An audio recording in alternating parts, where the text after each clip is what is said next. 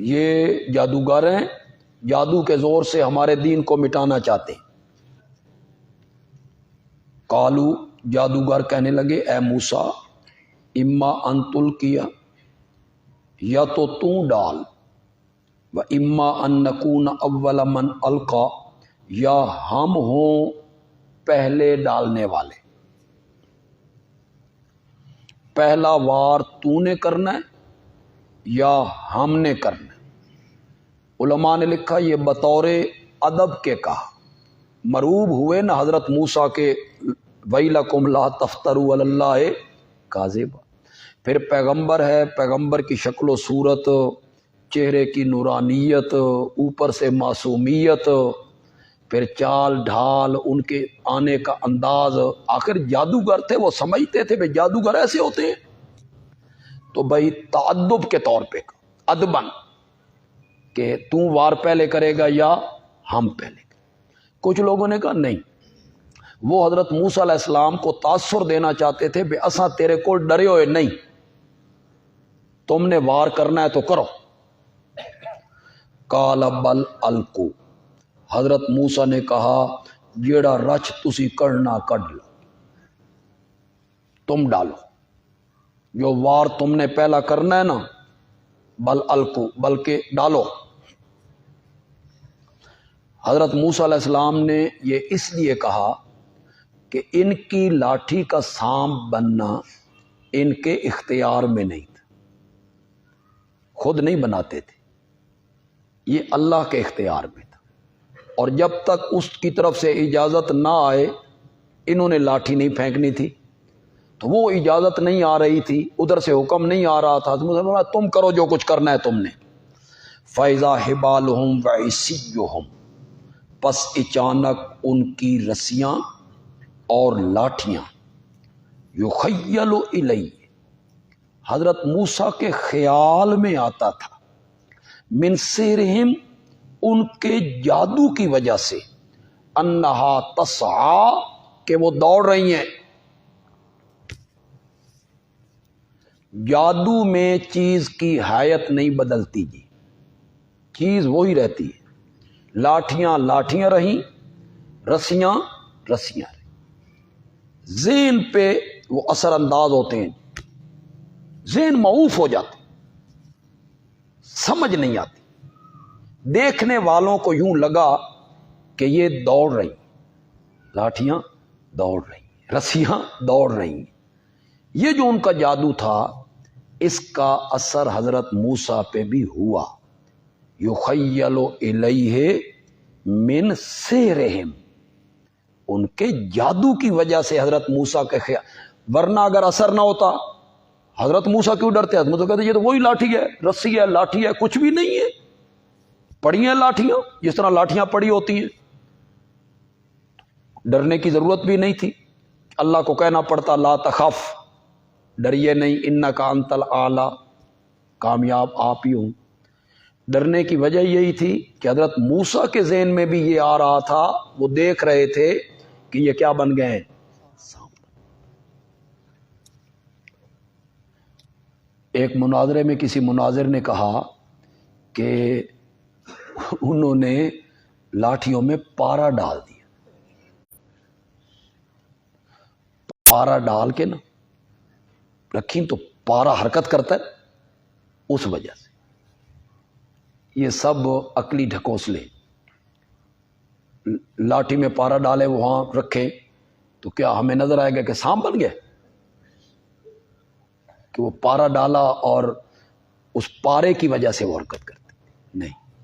ہاں البتہ آپ یہ کہیں کہ جادو کا ایسا اثر جو وہی پر غالب آ جائے، عقل معوف ہو جائے، ایسا جادو کا اثر اللہ کے نبی پر نہیں ہوتا۔ اس طرح کی کوئی روایت آئی ہے تو اس میں تعویل کریں گے، اس کو چھوڑ دیں گے۔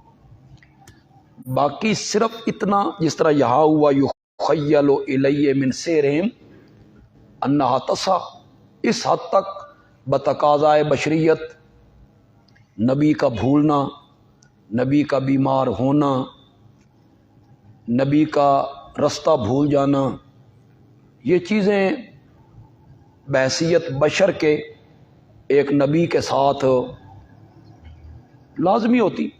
انسان ہوتے ہیں، بشر ہوتے ہیں، بشری تقاضوں کے مطابق یہ چیزیں ہوتی ہیں.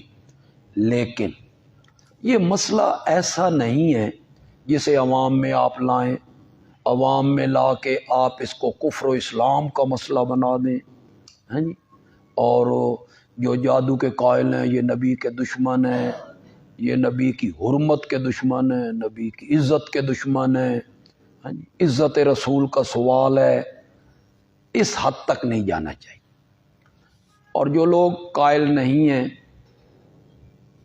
ٹھیک ہے، ان کے پاس بھی کچھ دلائل ہوں گے جس کی وجہ سے وہ انکار کر رہے ہیں.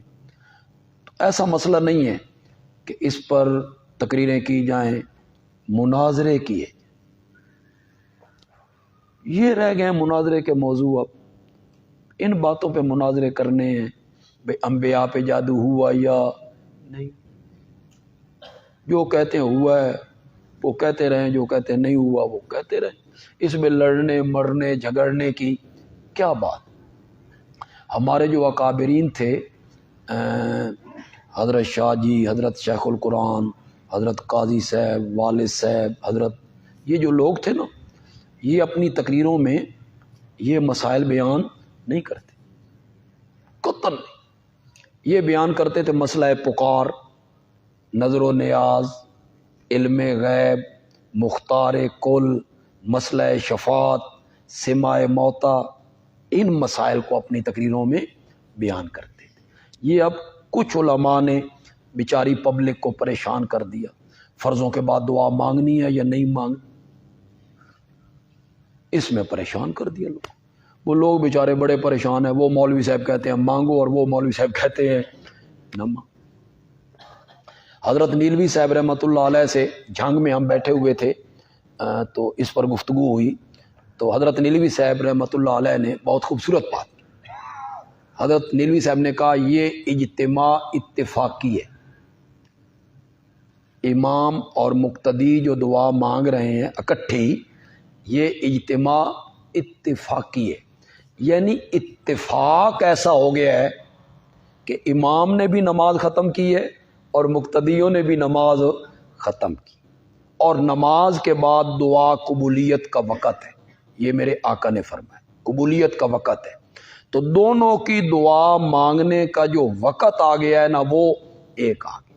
اس نے بھی مانگنی ہے اور انہوں نے بھی. یہ کہ اس کے ساتھ مانگنی ہے، وہ منہ پہ ہاتھ پھیرے تو تب پھیرنا ہے، یہ نہیں. یہ پھر بدعت کے زمرے میں آ جائے، کوئی لازم اس کو سمجھ لیا جائے. لیکن مانگے بندہ فرضوں کے بعد دعا. کہیں السلام علیکم ورحمۃ اللہ اس طرح کھڑے ہوتے ہیں، میں کس کے ساتھ تشبیہ دوں؟ السلام علیکم یوں کھڑے ہو. او بھائی وہ ورد تو کرو جو میرے آقا سے ثابت ہے. اللہم اعنی علی ذکرے کا و شکرے کا و حسن عبادت. اللہم انت السلام و منک السلام. چلو نہ ہاتھ اٹھاؤ، کم از کم وہ جو ذکر اذکار ہے وہ تو بیٹھ کے کرو نا، جو حدیثوں سے ثابت ہیں.